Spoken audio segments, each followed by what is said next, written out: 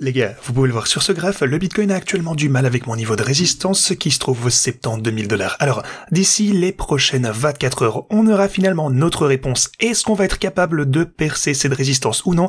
Eh bien aujourd'hui, je vais vous parler de tout ce que vous devez savoir à ce sujet si vous holdez la moindre crypto-monnaie, les gars. Alors aujourd'hui, assurez-vous de regarder cette vidéo du début jusqu'à la fin, elle est importante. En plus, si vous utilisez mes stratégies de trading, j'ai une grosse mise à jour qui vous attend dans cette vidéo. Alors bienvenue à tous, je m'appelle Maxime et je vous apporte chaque jour des nouvelles vidéos en français sur les crypto-monnaies en vous apprenant comment vous faire de l'argent sur ce marché. Si vous êtes nouveau sur cette chaîne, alors soyez sûr de vous abonner et d'activer la cloche dès maintenant. Ok, passons directement dans le vif du sujet. Quelle journée de dingue on a eu hier. Ça, c'était absolument incroyable à voir. Tout a commencé avec ma vidéo du matin où on était dans ces alentours et je vous disais que je pensais qu'on allait pouvoir voir une poussée à la hausse relativement bientôt, que tout semblait bullish. Je pensais qu'on allait bientôt augmenter. Eh bien, juste au moment où je publiais cette vidéo, on a eu une énorme augmentation jusqu'aux 71 000 $. Alors, le truc, c'est que, encore une fois, mauvais timing, au moment où j'ai vu ceci, eh bien, j'avais quelque chose à faire. Comme je vous le disais hier, j'étais hors du bureau. Alors, je voulais vous faire une vidéo d'urgence, mais je n'ai pas pu le faire exactement au moment où ça s'est produit. Et malheureusement, j'avais déjà sorti ma vidéo précédente. Mais ensuite, eh bien, on a pu publier une deuxième vidéo au cours de l'après-midi où je vous ai mis à jour sur mes stratégies de trading et je vous ai dit, eh bien, je vous ai également déclaré que je pensais que cette ligne orange de 72 000 $ allait constituer une certaine résistance pour le Bitcoin. Et jusqu'à présent, eh bien, vous pouvez voir que ça a été le cas. On a essayé de franchir ce cap 1, 2, 3, 4, 5 et 6 fois d'affilée. On a essayé, eh bien, de dépasser ce palier sans succès.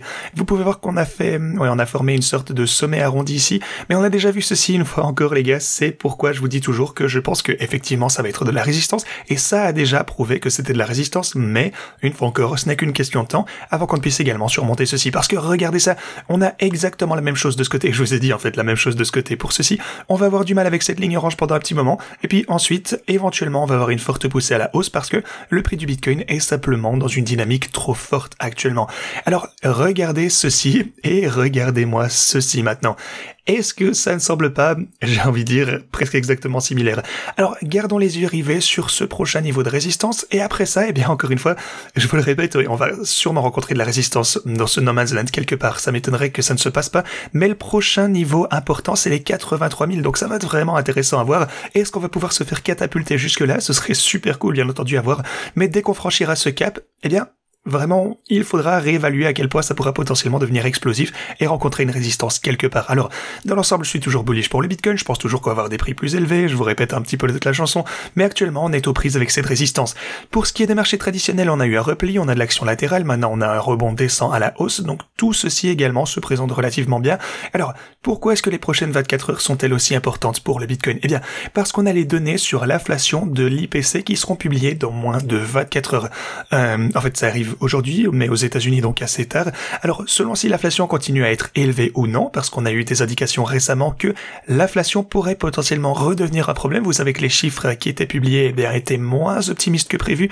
Alors, selon ce qui sera publié aujourd'hui, les marchés vont réagir positivement ou négativement. Alors, si l'inflation est bien inférieure aux attentes, et oui, soit dit en passant, on s'attend à ce que l'inflation sous-jacente s'élève à 3,7%. Alors, si on arrive à genre 3,2, 3,1, quelque chose comme ceci, eh bien, je pense que cette ligne orange se fera manger en une seule bouchée. Donc voilà, à mon avis, on risque d'avoir une énorme poussée, alimentée par les marchés traditionnels, bien sûr, si l'inflation baisse.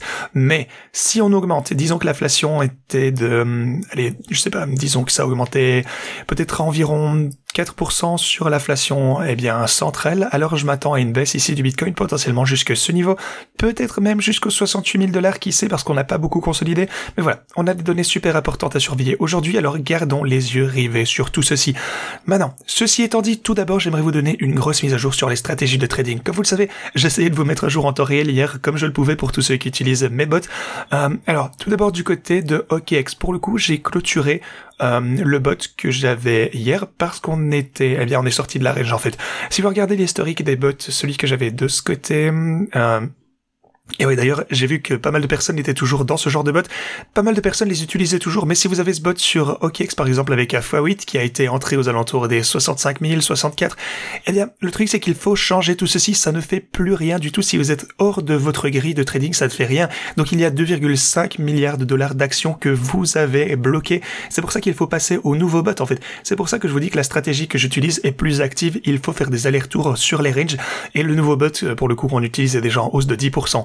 là c'est le lien qui est actif actuellement dans la description. Alors si vous souhaitez l'utiliser, alors inscrivez-vous tout d'abord sur OKX et réclamez vos bonus de dépôt, et ensuite c'est le bot que vous voulez utiliser au septembre 2000. Là c'est le nouveau lien que vous devez utiliser, et honnêtement les gars, c'est un peu dommage, je pense un peu à réorganiser toutes ces stratégies, simplement parce que je remarque que les gens ne sont pas assez actifs.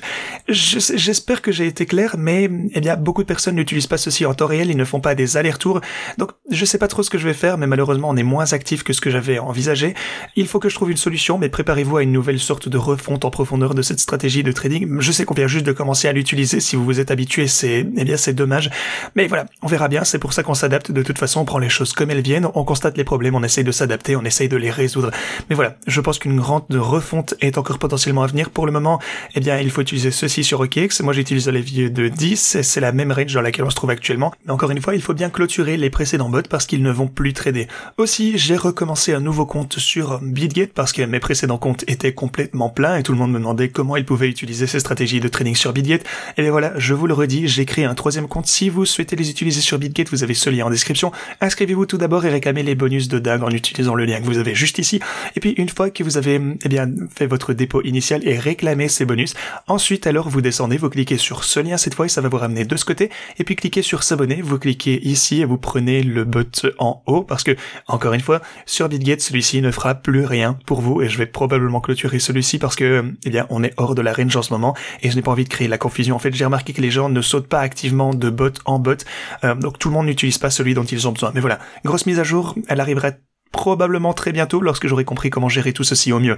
Sinon, Michael Saylor a acheté pour près d'1 milliard de dollars en Bitcoin la semaine dernière et a acheté, au total 12 000 Bitcoin. Encore une super nouvelle. Alors oui, il achète de plus en plus de Bitcoin et c'est aussi pourquoi on a vu une si grosse poussée durant les quelques derniers jours. Lorsqu'on a ouvert les marchés traditionnels ce lundi en fait, parce qu'il a accumulé énormément durant le week-end et finalement le marché a pris ça en compte. Alors, si vous regardez maintenant les entrées d'hier, laissez-moi revenir de ce côté. Ok, donc Grayscale a dumpé pour l'équivalent de près de 500 millions de dollars en Bitcoin. Alors, un gros événement de vente qui nous vient de Grayscale dernièrement. Maintenant, BlackRock pour le coup n'a pas encore signalé leur afflux, donc on n'en sait trop rien, mais je suis presque sûr que les afflux seront toujours positifs pour le coup, pour de jour en jour, parce que non seulement BlackRock n'a pas encore fait de rapport, mais on a perdu que 57 millions de dollars en market cap. Alors voilà, les afflux de Bitcoin continuent à se poursuivre ici, ce qui est une bonne nouvelle. Soit dit en passant les gars, BlackRock vient d'embaucher un nouvel analyste de recherche qui prédit 75% de chances d'obtenir l'approbation d'un ETF Ethereum d'ici mai. Alors bien entendu, ils vont demander à ce type de travailler activement sur l'approbation de leur ETF. Maintenant, ce qu'ils disent par contre, c'est ils disent spécifiquement qu'ils ne travaillent pas actuellement sur l'ETF, mais les ETF. Donc c'est pas un ETF, c'est les ETF. Alors vous pouvez voir que BlackRock se prépare déjà non seulement pour le Bitcoin, mais aussi pour l'Ethereum. Et après l'Ethereum, ils vont probablement, j'en sais rien, moi se lancer sur Solana, peut-être d'autres cryptos à l'avenir, j'en sais rien. Parce que le truc c'est que BlackRock gagne énormément d'argent avec les personnes qui utilisent les ETF, alors ils n'ont aucune raison de s'arrêter. Bien entendu, ils veulent créer davantage de ceci, ils veulent également prendre une plus grande partie du marché, c'est normal, parce que voilà, il y a beaucoup d'argent à gagner avec les cryptos, ils l'ont finalement compris. Ça rapporte pas mal de profits de tous les côtés, que ce soit avec le Bitcoin, l'ETF Bitcoin pour le moment, et ils voient que ça marche, ils veulent en profiter. De plus, à mesure qu'on se dirige de plus en plus vers le bull market et que la crypto redevient de plus en plus populaire, vous allez avoir ces personnes qui qualifiaient auparavant la crypto et le Bitcoin d'arnaque. Genre, il y a 3 ans, regardez par exemple, Donald Trump a dit que le Bitcoin c'était un scam, et maintenant, il dit en fait que le Bitcoin est en fait, vous savez quoi, laissez-moi lire ici, il y a eu beaucoup d'utilisation de ceci, ce qui est donc le Bitcoin, et donc je ne suis pas sûr de vouloir l'enlever à ce stade, je ne veux pas l'ignorer. Donc, il a également déclaré que s'il était élu, il ne supprimerait pas le Bitcoin. Grande nouvelle, il sera essentiellement pro-crypto, pro-Bitcoin. Alors, ce que je veux dire avec tout ça, en fait, c'est que vous pouvez voir vraiment comment tous les discours sont en train de changer. Vous pouvez voir que ces personnes essayent de répondre à nos besoins parce que, on est de plus en plus, à mesure que plus de personnes s'impliquent dans la crypto, gagnent plus d'argent, deviennent autonomes, prennent le contrôle de leur propre vie en créant de la richesse, vraiment une richesse insensée avec la crypto. Et donc, en fait, avec la liberté que ça crée, la possibilité d'effectuer des transactions librement, enfin, de toute façon, vous connaissez l'avantage de la crypto, ça retire du contrôle au gouvernement, donc ils sont obligés de laisser faire. En fait, le gouvernement, les institutions ici, ils essaieront de répondre à nos besoins, ils deviendront tout d'un coup nos amis, mais ne vous y méprenez pas, ça signifie qu'on est en train de gagner, les gars, on est en train de gagner. Maintenant, du côté des altcoins, on a un petit pullback dans le secteur, pour le coup, de l'IA et de la VR. Vous pouvez voir, Victoria VR est en baisse de 13%, Centropy est en baisse de 13%, IT Protocol, on a 16% également. Enfin voilà, vous pouvez voir que le secteur de l'intelligence artificielle est en train de rechuter. Par contre, DGI, lui, a eu une énorme poussée. Il est presque de retour aux 7 cents, ce qui est super cool. Forgotten Playland a également un petit recul. Seedify, pour le coup, se porte pas mal. Il approche presque des 5 $. Seedify se porte super bien et ils ont beaucoup de bons lancements qui sont à venir. Pour le coup, ce n'est pas une surprise, bien sûr. Je vous ai même dit hier, en plus de ça sur Twitter, que je pensais que Seedify, risquait de continuer son ascension parce que je sais qu'il y a beaucoup, de bons projets qui arrivent sur Seedify. Grosso modo, c'est tout ce que j'avais pour vous aujourd'hui. Ah oui, d'ailleurs, Avalanche qui est aussi en hausse de 16%, c'est super cool pour les holders de Avax. Ceci dit, c'est tout ce que j'avais pour vous aujourd'hui. Merci d'avoir regardé et à la prochaine.